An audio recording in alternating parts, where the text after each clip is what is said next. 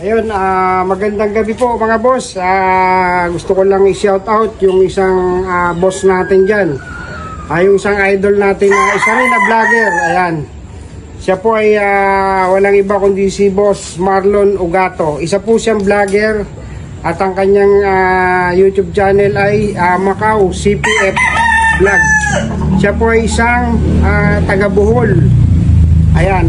Narito po yung isang stag na kanyang ipinasabay sa atin na pure Golden Boy sweater na nanggaling mismo sa Red Game Farm. Ito ay handpick po, nanggaling sa Red Game Farm. So maraming salamat Boss Marlon. Narito po yung napakagandang stag na ipapadala natin para sa inyo. Makapag-breed kayo ng magagandang palahi na nanggaling sa Red. Thank you, boss. Magandang umaga sa ating lahat, mga kaibigan.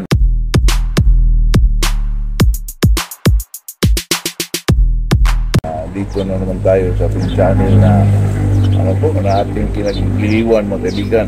Bago tayo mag-umpisa ay shoutout muna tayo kay King South Cotabato, Norman Donato, Paduba, Italy, John Servano, Sergio Colanag, Saudi Arabia, Volter Aninion, Bin Unido, Bohol, Richard Bagsarsa, Hagna, Bohol, kasalukuyang siya nasa Korea, mga kaibigan.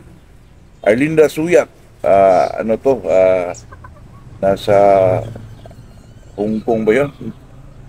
Salamat sa panood ninyo po sa ating munting channel. Itong pag-usapan natin, mga kaibigan, na itong low station, gusto ba natin na magiging high station ito? Paano natin gawin yon?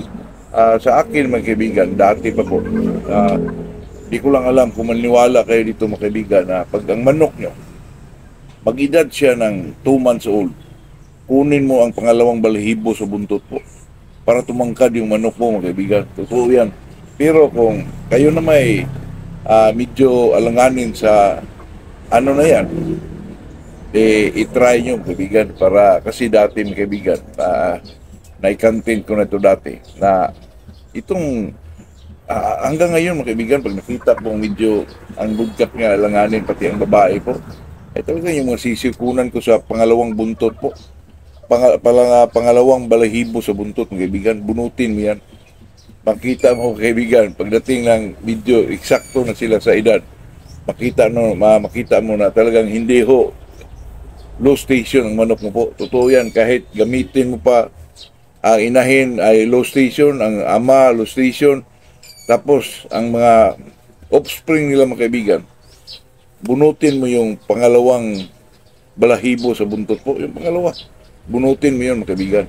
Magkabilaan po, totoo yan. Nako, ang manok mo ay siguradong tumatangkad po. At saka, pag hindi naman kayo komportable dyan sa mga ganyan, kasi ang manok naman, mga kaibigan, pwede mo naman bunutan yan, lalo na sa magtutuman sa siya. Kasi parang plastic na rin yung balahibo, mga kaibigan. Kaya itry nyo po para malaman nyo, mga kaibigan. Ako din, hindi rin ako maka-explain yan kasi dati pa, mga kaibigan, talagang yan po ang ginagawa ko po.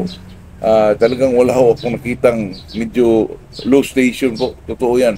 Kung gusto nyo i-try, mga kaibigan, baka sinasabi nyo, itong si Macau ay nag-ano lang, para lang may maisabi dito. Totoo yan, kaibigan. Kaya po kung sakaling hindi naman kayo maniwala dyan, kaibigan, dito na lang. Gamitin yung broadcast ay medium station. Ang inahin nyo, low high station po, ay sigurado mag-anak ng puro matatangkad, mga kaibigan. Mayroon man sigurong mayroon man sigurong medyo mababa, pero medium lang po. Totoo yan. Kung ito namang ipares mo, mga kaibigan, puro high station po, expected na natin, mga kaibigan, na talagang may mga lumalabas yan na medyo tangkaro po. Totoo yan. Ilang bisis na tayo dyan.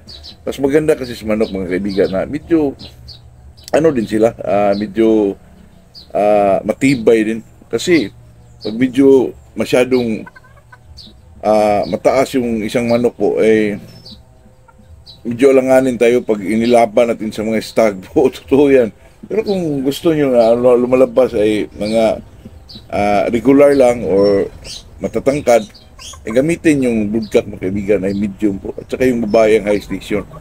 Kung ang lalaki naman ang high station, doon kayo bumawi doon sa mga inahin po na medium station lang gamitin nyo po. Totoo yan. Parang baliktaran lang mga kaibigan. Pero huwag yung puro high station mga kaibigan. Ako, pagpalabas yan ng mga tangkaro po, yung lanki na manok mga kaibigan na medyo tawag dyan sa Bisaya mga kaibigan, tampigaw po. Kaya sa atin dyan mga kaibigan, ito naman sa atin ay talagang experience at saka ito mga kaibigan, yung sinasabi ko dito, hindi naman natin na obligado kayong sundin o pwedeng itry po. Yun lang, ito enjoyment lang mga kaibigan kasi alam mo na, ito kasing sa bungiro ka. Gusto tayo na na-enjoy po, na pampatanggal ng stress mga kaibigan. Pumasok ka dito sa world of sabong po, lalo na sa social media mga kaibigan. Kung wala kang ibang tingin manood ka lang sa mga vlogger, kung ano yung binablog nila, ay talaga ma-enjoy ka po. Kahit sinong vlogger po, kasi doon ka makakuha ng mga mga kaibigan, mga informasyon na na medyo magdala sa iyo sa totoong totoong mga pamamaraan sa bilang mag-alaga, magkondisyon, mga pamamaraan about sa manok mga kaibigan. Kasi kahit sinong vlogger dyan mga kaibigan, kung hindi mo gusto ang kanilang lipat ka naman sa iba, lipat ka naman sa iba. Pero mga kaibigan, yung mga vlogger na yan, yung mga vlogger sa manok po, talagang hindi yung nagsabi ng mga mga kaibigan, yung mga hindi totoo. Talagang sinasabi dyan, mga totoo talaga. Hindi na natin siguro lahat. Pero mga nandyan sa mga 80 po, yung mga ganyan kaibigan, pakinggan mo lang yan. Magdala yan sa iyo ng yung informasyon. Tunay na informasyon. Panood ka lang palagi mga kaibigan, manood ka lang na manood po. Pakiramdaman yung mga sinasabi, yung mga nagustuhan mo, kunin mo. Yung mga hindi naman, pabayaan mo lang dyan. Baka sa sunod ng mga araw, sunod na panahon ay magagamit mo rin yan. Kaya ito sa atin mga kaibigan ay itong pagmamanok po ay good vibes lang mga kaibigan. At saka iwasan mo yung mga medyo hindi mo gusto po kasi mawala ang konsentrasyon natin sa yung tinatawag nilang mga magagandang pangyayari sana sa iyong pagmamanok mga kaibigan. Kaya iwasan natin yun. Dito tayo sa walang toxic mga kaibigan para ma-enjoy tayo at saka hindi tayo ma-stress mga kaibigan. Kaya yun lang po, ito sa atin ay talagang usapang magmamanok lang. Itong pinag-usapan nating low station, high station, medium station ay talagang ito ho ang nagbigay sa atin ng isang di naman babala, di naman warning, pero magbibigay sa atin ng tamang direksyon po kung anong mga dapat na istasyon ng isang manok na pwede nating ilaban mga kaibigan, na pwede nating malaban sa stag, pwede natin malaban sa medyo may edad na po. Kaya sa akin, itong tinatawag ko po na bunutan sa buntot mga kaibigan, pangalawang balahibo sa buntot, bunutan mo yan.